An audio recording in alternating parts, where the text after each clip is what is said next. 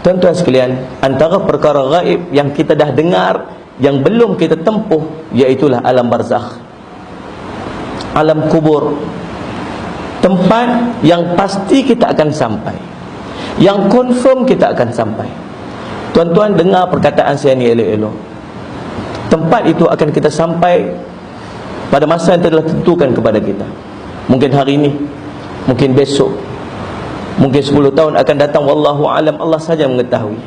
Tetapi yang pastinya kita akan sampai ke alam yang namanya alam barzakh. Ada dua keadaan alam barzakh, kata Ibnu Umar radhiyallahu anhu.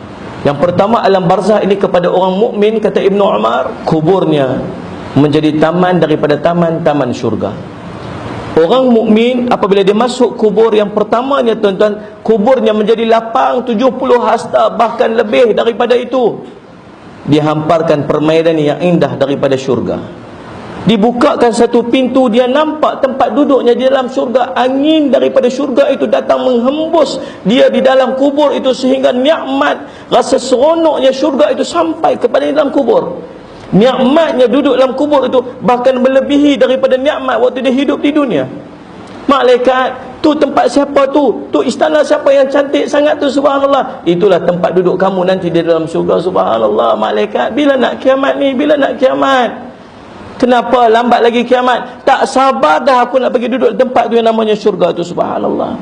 Itu nikmatnya orang yang mati dalam keadaan beriman kepada Allah Subhanahu, kuburnya orang mukmin. Dan satu lagi kata Ibnu Umar, ialah kuburnya orang asi, orang maksiat. Ini bukan cerita orang kafir tuan-tuan, ini di antara orang mukmin. Tapi mukmin ini ialah mukmin orang yang maksiat kepada Allah, orang yang ingkar perintah Allah, orang yang mati dalam keadaan tidak sempat bertaubat kepada Allah Subhanahu wa taala. Kuburnya, pertama sekali kuburnya akan menghimpitnya sehingga berselisih tulang rusuknya.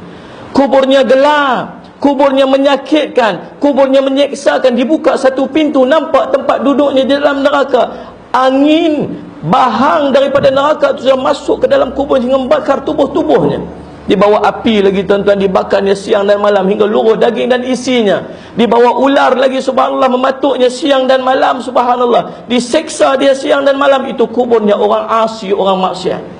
Tuan-tuan, kita hanya ada dua kubur ini.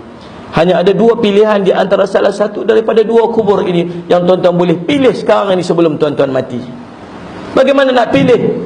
Tuan-tuan, Sufyan Ats-Tsauri rahimahullah ta'ala menceritakan kepada kita bagaimana keadaannya, bagaimana pemilihannya kubur nanti kita sini.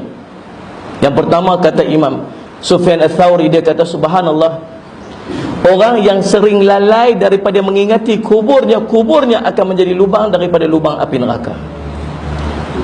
Dan orang yang selalu mengingati akan kuburnya, tidak lalai dengan kuburnya, maka orang ini kuburnya akan menjadi taman daripada taman syurga. Jelas. Yang pertama, orang yang selalu lalai daripada ingat kubur. Siapa orang yang lalai ni? Kata Imam Habib Abdullah Haddad dalam kitabnya Nasihat Agama dan Wasiat Iman, orang yang lalai ini, kata Imam Habib, ialah berlalu sehari dalam hidupnya, subhanallah, tanpa sekali pun dia fikir bagaimana agaknya kalau dia mati pada hari tersebut. Kita ni hari ni, daripada pagi tadi sampai sekarang ni, berapa kali yang kita fikir kalau aku mati hari ni macam mana keadaannya? Semalam berlalu sehari daripada pagi sampai ke malam, pernah tak sekali kita terlintas kalau aku mati hari ni bagaimana keadaannya? Subhanallah. Orang yang sentiasa ingat dia nak mati pada hari tersebut, kalaulah aku mati hari ni.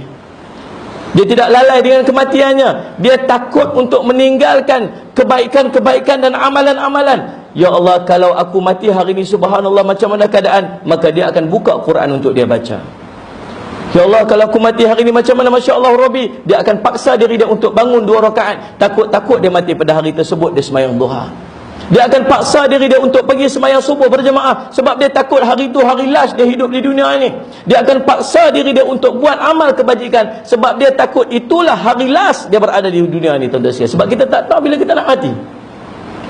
Maka orang yang tidak lalai dengan kematian, dia sentiasa bersedia untuk berhadapan dengan kematian pada hari tersebut. Tuan-tuan, kalaulah tuan-tuan hari ini sembahyang subuhnya 7.30, kalaulah hari ini tuan-tuan masih belum membaca Al-Quran, kalau tuan-tuan pagi tadi belum buat 2 rakaat sebelum sembahyang subuh, Kalau tuan-tuan hari ini belum buat semayang duha, tuan-tuan kalaulah hari ini tuan-tuan masih belum membaca Al-Quran, tuan-tuan mintalah kepada Allah, jangan mati pada hari ini sebab kita tak bersedia.